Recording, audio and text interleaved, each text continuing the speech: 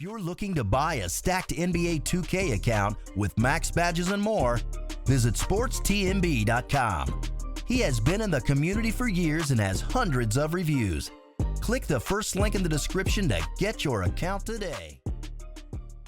Before this video starts, if you enjoy this video, there are many more like it already on the channel, with many more like it to come in the future, so subscribe. I'm trying to hit 100,000 subscribers by the end of the year, so I would really appreciate it. If you're looking for some extra basketball talk while the world is on fire, I upload almost daily, so this is the place for it. Also, as you may have noticed, I'm going for a new thumbnail design for the 2K talks. I put some little stripes at the bottom and top of the thumbnail. So I'm just curious what you guys think about that. Do you like the new thumbnail design? Do you prefer the old one? Let me know. But today we are talking about Giannis's free agency, which is coming up in 2021. I saw a report the other day that said that if Giannis lost faith in the front office's ability to put a contending team around him, he would leave. Now, the report also said currently he has no issue, but a lot can happen in a year. And I think that's a fair enough viewpoint to have. The Bucks basically have 2 seasons to at least make the finals. I think this team was going to make the finals this year. I don't think there was a team in the East that was really going to compete with them. Maybe give them like a 6-game series, but that was like the max.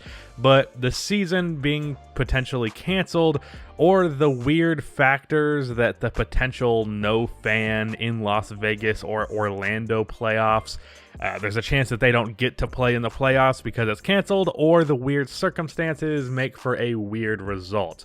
I think there's going to be a huge asterisk on the championship team from if they do that, and with Giannis and the Bucks, there's a chance, I don't know, it doesn't work out because the circumstances are weird. But in 2021, the team will again have a chance to make the finals because there likely will be a 2021 season. This virus should not take that long. Also, I think they will need to compete in the final series, not just get there and lose in 5 games. It needs to be a legitimate, like we were very close to winning a championship. So in the event that the Bucks do not have the playoff success that Giannis expects out of them, there's a good chance that he will leave. So the question should be, should he leave? And if so, where should he go? I think the best way to determine what team best fits Giannis, we would need to design the perfect team around Giannis and see what team best fits into those parameters. So first things first, obviously the team needs shooting. Ideally, all 4 players in the starting lineup outside of Giannis can shoot the ball with shooters off of the bench on top of that. With Giannis's inability to shoot that and the fact that he is a paint player, having a lot of guys who can shoot the ball really maximizes his ability because he needs to be able to operate in the paint without too much help defense, and spacing means he can operate in the paint without much help defense. Also, I think it's necessary to have a shot creator. The one major limitation that Giannis has outside of his 3-ball is unless he is driving to the basket, overall he can't really create shots. No mid-range or 3-point game, or at the very least, not one off of the dribble. Giannis isn't horrible at spot-up threes. He sometimes gets space on mid-range shots, but overall, I'm not expecting him to do something that like Kobe would do in the clutch. A Kyrie Irving type of player, for example, is what he would really play well next to. And then they'd also need some complementary defensive pieces who help Giannis's great defense make for a god-tier defense. So what teams can provide that best outside of the Bucks? Well, the Mavericks are good. The Hawks, under a certain circumstance, which we'll talk about, could have a chance. The Raptors and the Heat, the Denver Nuggets, the Portland Trail Blazers, and the Warriors, all the teams I just mentioned roughly have enough cap space in 1 year's time. Now, in 1 year, moves can happen to change that. There is still a whole offseason coming up before the one where Giannis is a free agent, so some of those teams could make a signing that makes it impossible for them to sign Giannis the year after. But as of now, the teams that I mentioned have the proper cap space, or will at the time, to sign Giannis.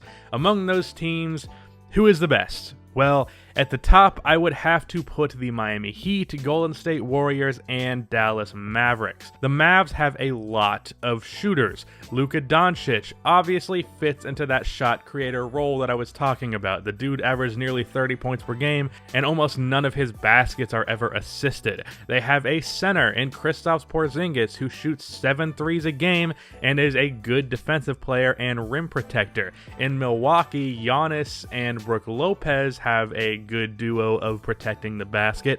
And I think even though Porzingis is a lot skinnier, they could still do a similar thing with Giannis and Porzingis. They also have some good defensive players. Dorian Finney-Smith is both a good shooter and defender. Maxi Kleber is both a good shooter and defender. Their point guards and Seth Curry are great role players. Tim Hardaway Jr. is a good shooter and fourth option on a good team.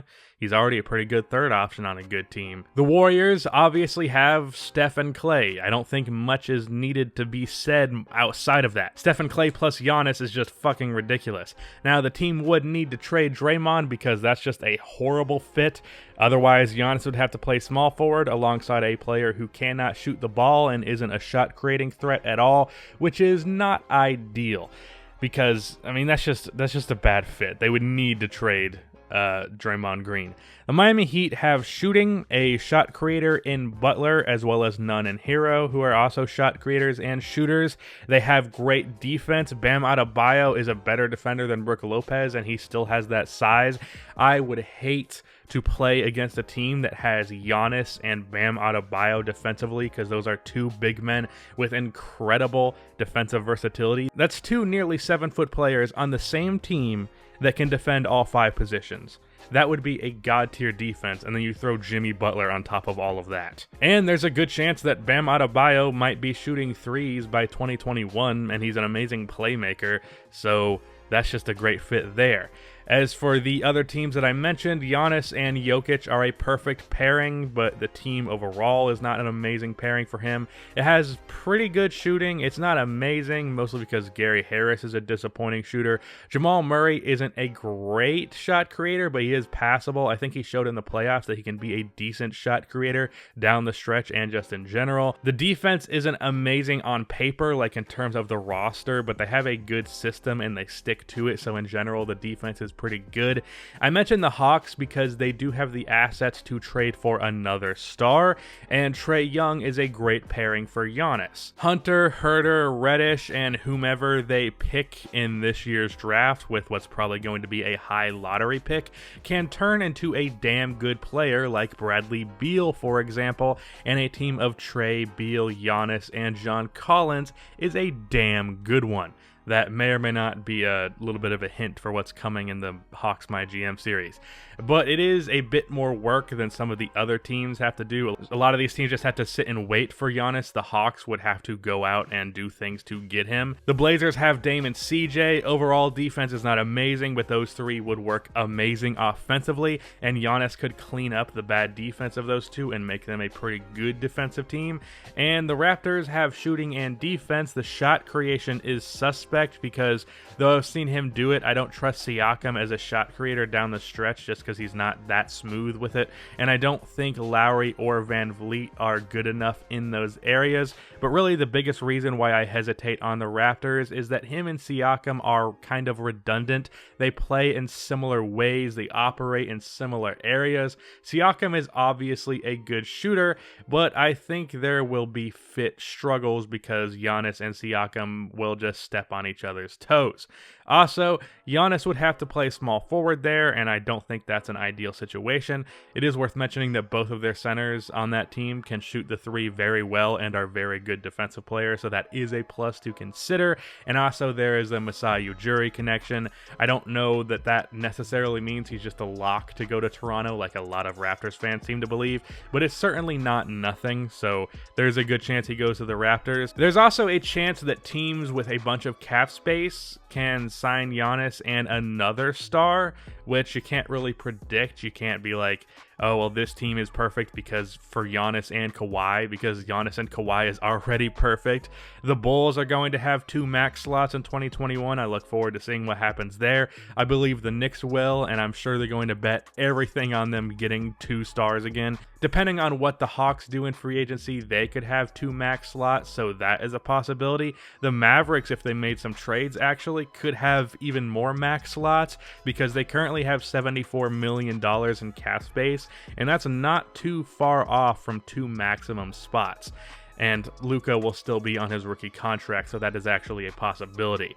But what do the Bucks bring to the table? Well, they have shooting with Dante DiVincenzo, Chris Middleton, and Brook Lopez. Also shooters like George Hill, Kyle Korver, Wesley Matthews, and Ersan Ilyasova off of the bench. Although I'm pretty sure Wesley Matthews has started more than Dante DiVincenzo, but whatever. Brook Lopez has shot horribly from 3 this year, but he still is a threat from out there. Like, teams are not going to leave him open just because his 3-point percentage is like 30% at the moment.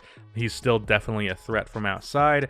And then defensively, Eric Bledsoe and Brook Lopez are both elite defenders, and guys like Hill and Middleton are solid defensive players, and because Giannis is amazing, they're overall, I'm pretty sure, the best defense in the league. But shot creating wise, all they have is Bledsoe, who sucks. I'm very much on the pro keep George Hill, trade Eric Bledsoe front because George Hill is currently shooting nearly 50% from 3 for 60 plus games, playing 20 minutes a game.